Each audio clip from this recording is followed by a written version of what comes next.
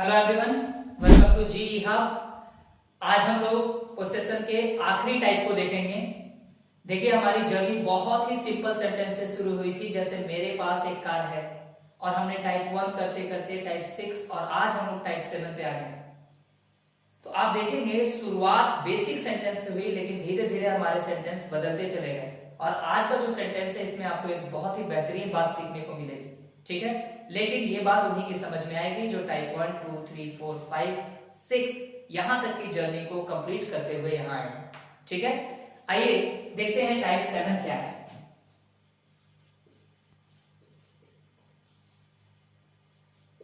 Type 7 का sentence है, मेरे पास कार होनी चाहिए थी। अब आप गौर करें इस सेंटेंस में नया क्या है। देखिए, हमने एक सेंटेंस देखा था सकता है से रिलेटेड, जिसमें हमने कैन का यूज किया। फिर हमने एक सेंटेंस देखा सकता था से रिलेटेड, जिसमें हमने कुड का यूज किया। तो कुड के अंदर ये क्वालिटी थी कि वो सकता और था दोनों को डील कर सकता, ठीक। हमारे पास ऐसा कोई वर्ड नहीं है जो चाहिए और था दोनों को एक साथ डील करता है। तो इस बार हमें शुड रखना तो है, लेकिन ये शुड सिर्फ और सिर्फ क्या बता पाएगा? चाहिए। सिर्फ और सिर्फ क्या बता पाएगा? चाहिए। जैसे कुड हमने रखा था, तो कुड सकना और था दोनों को बता चुका था, इसलिए हमें वहां टेंशन नहीं थी, प्रॉब्लम नहीं थी कि हमें पास्ट बताना है, वो ऑलरेडी बता चुका था कुड। लेकिन यहां पे हम शुड का यूज कर रहे हैं, तो गलती से ये मत सोचिएगा कि सर शुड चाहिए था दोनों को बताएगा, नहीं।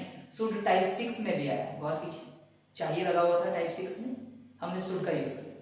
यहां पे चाहिए था, लेकिन हम चाहिए देख के क्या यूज कर रहे हैं? शुड। इसका मतलब शुड सिर्फ और सिर्फ चाहिए को बता रहा है, शुड था को नहीं बता रहा है। हमें था को बताने के लिए कुछ ना कुछ यूज करना पड़ेगा, ठीक है। अब आप आइए, हम इसका एफर्मेटिव रूल बनाने की कोशिश करते हैं। अगर इसके एफर्मेटिव रूल में आते हैं, तो पहले सब्जेक्ट आएगा और शुड तो आएगा ही भाई। अब आप गौर करके देखिए, आपके पास क्या बचा। एक तो पोसेशन बचा जिसके लिए हैज, हैव, हैड है, ठीक है, और एक था बच गया। तो पोसेशन और पास्ट दोनों को बताने के लिए हैड का यूज करते हैं। पोसेशन भी पता चल गया और पास्ट भी पता चल गया, है कि नहीं? लेकिन क्या ये रूल सही हो गया? मॉडल वर्ब को अपने बाद क्या चाहिए? Verb one. यहां तो ऐसा हुआ नहीं, हैड वर्ब टू है, यानी हमारा ये रूल क्या हो गया? गलत। तो हम इस बार यहाँ पे इस तरीके से रूल नहीं बना सकते। चलिए दूसरा रूल देखते हैं हम लोग। हमने यहाँ शुड को रखा, मॉडल वर्ब को वर्ब वन देने के लिए हैव को रखा, हो गया हमारा रूल। लेकिन क्या ये रूल इस सेंटेंस के लिए सही है? ये टाइप 6 के लिए तो सही है, टाइप 7 के लिए सही नहीं है। क्यों? क्योंकि देखिए, शुड किसको बताया? चाहिए को। हैव क्या बताया? पोसेशन। साथ में मॉडल वर्ब के लिए वर्ब वन, दोनों काम करते हैं। बाकी क्या रहा? पास्ट। आपके इस रूल में ऐसा कुछ भी नहीं है जो पास्ट को बता रहा, ठीक है। तो हम यहाँ पे इस बार भी इस रूल को हम यहाँ पे सही नहीं मान सकते। टाइप 6 के लिए ये सही है क्योंकि वहां पास्ट नहीं है, टाइप 7 के लिए ये सही नहीं। अब समझ में आया आपको मैंने क्यों बताया, क्यों बोला था शुरुआत में कि आज आपको कुछ बेहतरीन सीखने का मौका मिलेगा। तो चलिए आप इस सेंटेंस के रियल रूल से मिले कि इस सेंटेंस का रूल होता क्या है। शुड, हैव, हैड और ऑब्जेक्ट, ठीक है। अब आप बोलेंगे सर हैव हैड एक साथ, तो आप याद कीजिए, आपको किसी ने ऐसा कहा है कि हैव और हैड एक साथ नहीं आ सकता है? नहीं, किसी ने कहा नहीं, ये आपके खुद के परसेप्शन की बात है, ठीक है। आपने खुद ये बात अपने दिमाग में बैठा ली।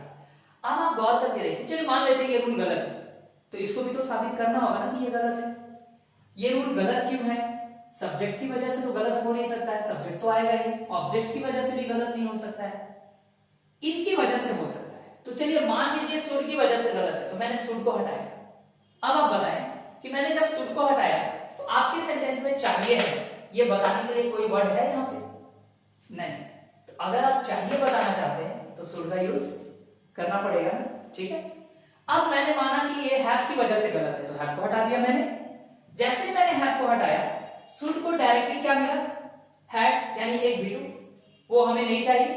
तो अब हमारे यहाँ पे एक कंडीशन क्या है कि शुड को वर्ब वन चाहिए और हैज हैव हैड में से वर्ब वन कौन है? Have.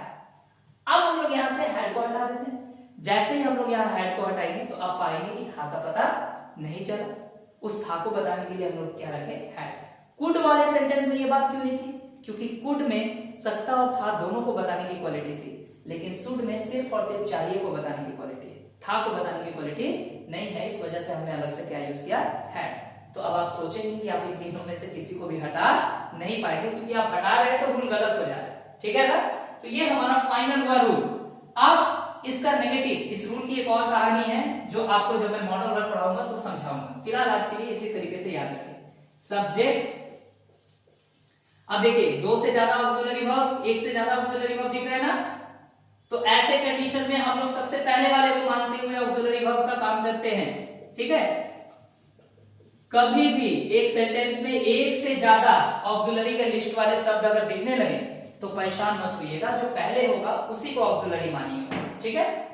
Simple interrogative rule, should बाहर आ जाएगा, शुड बाहर आया, सब्जेक्ट अंदर, नॉट रोक दीजिए, have had object, have had दोनों, घबराइएगा मत, बिल्कुल सही है वो, और मैंने साबित भी किया है। ठीक है ना?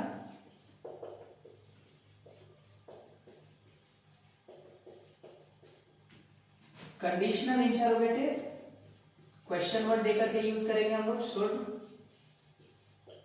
Subject, have had object plus question mark. Conditional interrogative negative,